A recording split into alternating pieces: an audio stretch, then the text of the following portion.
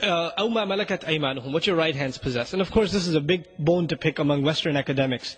You know, how come Islam allowed for women slaves and all of this stuff? The first response that you need to understand is that, you know, if you just change the terminology just a tad bit, just a little bit. I'll take 5 more minutes and I'm done, inshallah. If you change terminology just a little bit, historically speaking, when were women taken as captives in situations of war? I'm not talking about the Islamic civilization alone. Historically speaking, any civilization, when are women taken as prisoner? Either under prostitution or under war, right? They're taken as captives, POWs. Now, either of those scenarios, how pleasant are they for women? Those two situations in which women are under another's rule, another's, authority. Both of those situations are horrendous, even today. If women are captured in a village by a military, you know what happens. In our times, by the most civilized army, right? By the most humanistic army. The army that takes 2 years of ethical training, and then goes and takes over a village, what happens to those women too, right? Now Allah subhanahu wa ta'ala revealed, and our deen isn't in idealism, our deen is in practical realities. The practical reality is this situation will occur. There will be women that will be in that situation. So what do you do with them? Allah subhanahu wa ta'ala put them under the authority of the believers. And the other interesting thing in this is that, POWs, you can do whatever you want, unthinkable things with them and nobody can question you. But this is not the case with malakat aymanukum. What your right hands possess, they have rights. Their children have a shared inheritance. Practically they enjoy everything a wife enjoys. The only difference is the term nikah. And why not the term nikah? It's a very simple thing. You know the nikah is a transfer of responsibility. It's a contract which transfers responsibility from who to who. It transfers responsibility from the previous wali to the new wali. The previous wali was who? The father, if there's a brother or grandfather, somebody, the man of the house, right? And now who's the new wali? The husband. It's a transfer of responsibility. In situations where the woman was already inside your house. Before Islam, even the Sahaba owned some women. They're already there. If you do nikah technically means transfer of responsibility. So who are they transferring responsibility from? Themselves? It doesn't make sense. So what do you have to have? The responsibility itself. The transfer is not so important as the responsibilities themselves. So what does Quran and Sunnah do?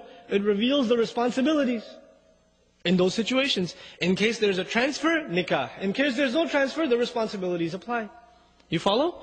So this is the second thing. So it's semantics. And if you just look at this one word, responsibility, and you say, you know what, you have a problem with the word concubines? Let's talk about the word responsibility. Let's talk about Western society, where every 2.5 to 3 minutes a rape is taking place, and teenage girls in public schools are getting pregnant, and they don't know who did it. And this hideous society is coming to life, and nobody's taking the one word. Nobody's taking responsibility.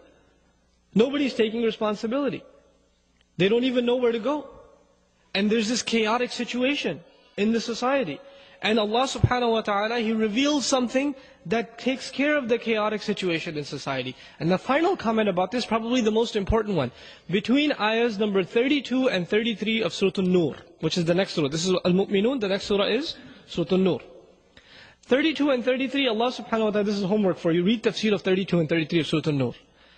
In those ayat, Allah subhanahu wa ta'ala opened the door for women that were owned at the time, that they can work their way to getting married to somebody and earn their freedom. And once that happened, the only women that were left in the possession of right hands of the Muslims were either women that were, in some way handicapped, that couldn't get married for whatever sickness or something else, or they were too young to get married. There was the only two kinds of women left. Every other woman, they worked their way towards freedom. And this is a historical fact within the Sahaba's time. And that door to that, that reform in society was open by just 2 ayat of Quran, 32 and 33 of Surah An-Nur. Right? So this is a historical phenomenon that we have to understand. People are making criticism about our book, and they seem like heavy criticisms only for one reason. We don't know our book. That's the only reason it feels like, oh my God, how do you respond to that? When they tell us, kill them wherever you find them, the ayah they quote from Surah At-Tawbah or Surah Al-Baqarah and other places, right? قَاتِلُوهُمْ, وَقْتُلُوهُمْ, kill them and fight them and kill them and fight them. How do we respond to that? And since we haven't studied our book, we don't know how to respond. But the reality of the matter is, Allah subhanahu wa ta'ala revealed this book to people who have decent fitrah, right?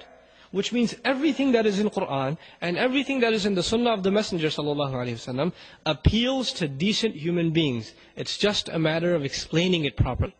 Not compromising anything, it just has to be explained properly. Like the issue of concubines, put it in perspective to historically POW women, and it sounds like the most humane solution. Go to a woman that's imprisoned, a woman that's been imprisoned in a camp in China, or somewhere in Europe, right? Or in Russia or somewhere, and you give her the option, this is what Quran is offering you, and you can stay here if you want, because this is the Western solution. What would you take? You ask a professor somewhere sitting in a university on the leather couch discussing these things, he'll say, well, the Western solution is better. And ask a woman that's in that state, she'll say, I'll take the Islamic solution, please. Right? Because it's grounded in reality, not in theory. That's what it is. So we have to have confidence in our deen. You know, these things that are mentioned, they're not controversial, they're not things to be ashamed of, they're things that will actually poke a bigger criticism on society. Why aren't you looking at this solution? Do we have to tell you this?